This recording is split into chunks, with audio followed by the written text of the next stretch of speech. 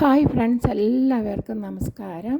എല്ലാവർക്കും സുഖമല്ലേ? ഇന്ന് ഞാൻ ബീട്രൂട്ട് കൊണ്ട് ബീട്രൂട്ട് രണ്ട് ചെറിയ ബീട്രൂട്ടാണ് എടുത്തിരിക്കുന്നത്. അത് ഒരു 1/4 കിലോ വരും. അതിനെ 1/4 കിലോ ബീട്രൂട്ടാണ്. അതിനെടുത്ത് നമ്മൾ ഗ്രേറ്റ് ചെയ്യുക. തൊലി ചെത്തിയിട്ട് കഴുകിയിട്ട് ഗ്രേറ്റ് ചെയ്തെടുത്തതാണ്. അപ്പോൾ അതിൽ ഗ്രേറ്റ് ചെയ്തിട്ട് ഇത് വളരെ ചോറിൻ്റെ കൂടെ മീനൊക്കെ കിട്ടാൻ മഴയത്ത് ബുദ്ധിമുട്ടുള്ളവർക്ക് ചോറിനോടൊപ്പം അല്ലാതെ സ്നാക്സായിട്ട് വളരെ രുചികരമായി കഴിക്കാവുന്നതാണ്. അറിയാമല്ലോ, ബീട്രൂട്ടിന് ഏറെ ഗുണങ്ങളാണുള്ളത്. 1/2 ടീസ്പൂൺ ഉപ്പിടുക. ആദ്യം എല്ലാ പച്ചക്കറികൾക്കും ആദ്യം ഉപ്പിട്ടാൽ പ്രത്യേക ടേസ്റ്റാണ്. ഒരു 1/4 ടീസ്പൂൺ മഞ്ഞൾപ്പൊടി ഇടാം.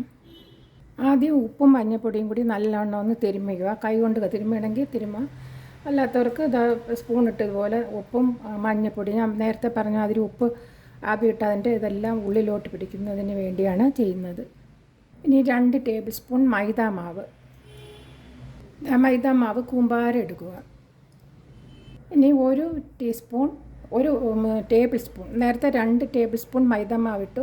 ഇനി 1 ടേബിൾ സ്പൂൺ ഇടിയപ്പപ്പൊടി നമ്മൾ കടയിൽ നിന്ന് വാങ്ങുന്നത് ഇടിയപ്പപ്പൊടിയാണിത്. ഇതാണ് ഇടുന്നത്.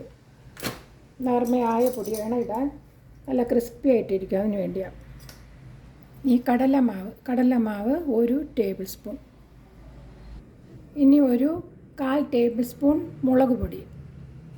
എരിവ് ഇഷ്ടമുള്ളവർക്ക് കൂടുതലിടാവുന്നതാണ്. ഗരം മസാല പൗഡർ 1/4 ടീസ്പൂൺ തന്നെ വരും. ഇനി ഇഞ്ചി ചതച്ചത് ഒരു 1/4 ഇഞ്ച് വലിപ്പത്തിലിടാം. മല്ലിയിലയോ അല്ലെങ്കിൽ കറിവേപ്പിലയോ ഇട്ട് കൊടുക്കാവുന്നതാണ്. മല്ലിയിലയ്ക്ക് പകരം കറിവേപ്പില ഇടാം. ഇനി എല്ലാം കൂടി ഒന്ന് യോജിപ്പിച്ച് കൊടുക്കാം. വെള്ളം ചേർക്കാനേ പാടില്ല. ഈ പച്ചക്കറിയിലെ വെള്ളം അതിലോട്ട് ഇറങ്ങി വരുന്നുണ്ട്. വെള്ളം ഒരു തുള്ളി പോലും ചേർക്കുകയേ ചെയ്യരുത്. കുഞ്ഞുങ്ങൾക്കൊക്കെ, പച്ചക്കറി കഴിക്കാത്ത കുട്ടികൾക്കൊക്കെ ഇതുപോലെ കൊടുക്കുകയാണെങ്കിൽ ഒരു ഓടി വന്ന് വാരി കഴിക്കുന്നതാണ്. അതുകൊണ്ട് ഇതുപോലെ ഉണ്ടാക്കി കൊടുക്കാം. ഇനി 3 മിനിറ്റ് വെച്ചതിന് ശേഷം നമുക്ക് കുറച്ച് പച്ചവെള്ളം എടുത്തിട്ട് കയ്യിലിങ്ങനെ വെള്ളം ഇങ്ങനെ ആക്കാം. നമ്മൾ വടയൊക്കെ ഉണ്ടാക്കുന്നത് പോലെ ഇത് കുറച്ച് ഇതെടുത്തിട്ട് ഇങ്ങനെ ഉരുട്ടി ഇങ്ങനെ ആക്കി. കണ്ടോ, വടയുടെ ഷേപ്പിൽ ഏത് ഷേപ്പിലാണ് ഉണ്ടാക്കാവുന്നതാണ്. കണ്ടോ. ഇനി പാത്രം ചൂടാകുമ്പോഴേക്കും നമുക്ക് എണ്ണ ഒഴിക്കാം. ഞാൻ സൺഫ്ലവറാണ് എടുത്തിരിക്കുന്നത്. സൺഫ്ലവറാണ് നല്ലത്, എണ്ണ കുടിക്കത്തില്ല. കോക്കനട്ട് ഓയിലിനേക്കാളും നല്ലത് സൺഫ്ലവറാണ്. കോക്കനട്ട് ഓയിൽ എല്ലാം നമ്മൾ ഡീപ് ഫ്രൈ ചെയ്യുമ്പോൾ എണ്ണ കുടിക്കുന്നതാണ്. അതിനാൽ ഇത് സൺഫ്ലവറാണ് എടുക്കുക. എണ്ണയൊക്കെ നല്ലവണ്ണം ചൂടായിട്ടുണ്ട്. അപ്പോൾ നമുക്ക് മീഡിയം ഫ്ലെയിമിൽ വെച്ചിട്ട് ഓരോന്നായിട്ട് ഇട്ട് കൊടുക്കുക. ചെറുതായിട്ട് വെക്കുക.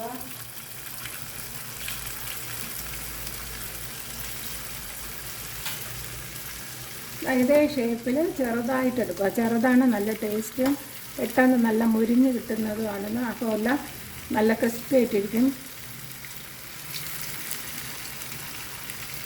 ഇങ്ങനെ എടുക്കാവുന്നതാണ്. ഓയിൽ അധികം യൂസ് ചെയ്യാത്തവർക്ക് നോൺ സ്റ്റിക്കിൽ വെച്ച് ഇങ്ങനെ ആവശ്യത്തിന് എണ്ണ ഒഴിച്ച് അങ്ങോട്ടും ഇങ്ങോട്ടും മറിച്ചിട്ട് എടുക്കാവുന്നതാണ്.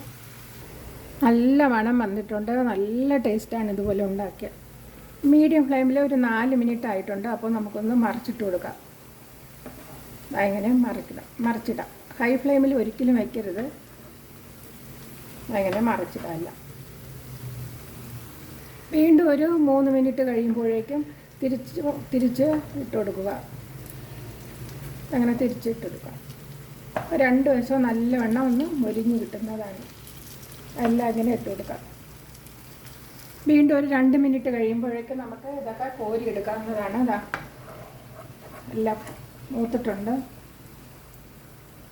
അങ്ങനെ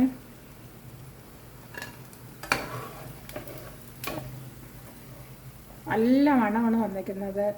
നമ്മൾ പരിപ്പൊക്കെ കൊണ്ടിട്ട് വട ഉണ്ടാക്കുന്ന അതിനേക്കാളും നല്ല ടേസ്റ്റാണ്. ഇതുപോലെ പച്ചക്കറിയുടെ ഗുണമെല്ലാം കിട്ടുന്നതാണ്. ഇതുപോലെ നിങ്ങൾ ഉണ്ടാക്കി നോക്കുക. ഇനി അടുത്തൊരു വീഡിയോയുമായി വരാം. കുഞ്ഞുങ്ങൾക്ക് ഇത് ഉടനെ തന്നെ ഇത് ഉണ്ടാക്കി കൊടുക്കുക.